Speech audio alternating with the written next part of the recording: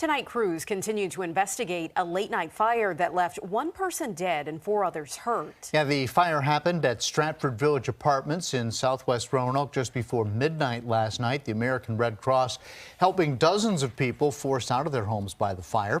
This afternoon, a bus carried about 40 people to a hotel near the airport to stay for the next 3 days. Volunteers say they've provided food and blankets to the displaced residents, but they're also in need of items like wheelchairs. Our goal is to allow them to have this comfort and peace. Many of them are elderly. We have pets that are here as well, so we're making those arrangements. 10 News reporter Duke Carter is joins us live in studio. And Duke, you had an opportunity to speak with a woman who was reunited with her dog. Yeah, Pamela Fleming was, of course, ecstatic and relieved to be reunited with her 4-legged family member. And, of course, she is one of dozens of people now looking for another place to call home after a 3-alarm fire broke out of her apartment complex late last night. Hi there. Hi there.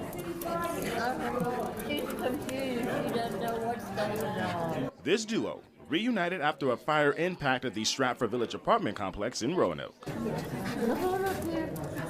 Come on. And Pamela Fleming and her dog Dazzle were separated when firefighters came into her home late Tuesday. I just got news they found her, and she's coming home. How do you feel about that? You know how I feel about that. Yes, ma'am. Yes, ma'am. Fleming is one of dozens of people in 77 apartments who, for now, cannot return home because of the fire. Some have come to the Berglund Center, getting assistance from the Red Cross. It's been very helpful with everybody being here. The firefighters say the blaze started around 11:45 Tuesday evening, and when they arrived, they saw that the fire was coming out of the first floor of the building. They also say when they arrived, there were 2 to 3 people on scene suffering from cardiac arrest, and firefighters say 1 person died, 2 have life-threatening injuries, and 2 others have minor injuries. Investigators are still looking into what caused the fire, but say they're really focusing on a lit cigarette.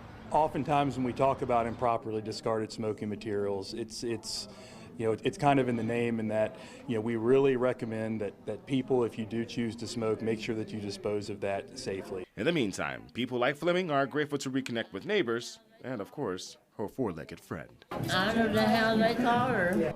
It's been nice being able to sit and talk with people while I've been here. And to see people that I haven't talked to in a long time. As of right now, no word yet on when residents, of course, will be allowed to come into the building. However, fire officials say they estimate damages to be around $1.6 million. For now, though, in studio, Duke Carter, 10 News, working for you.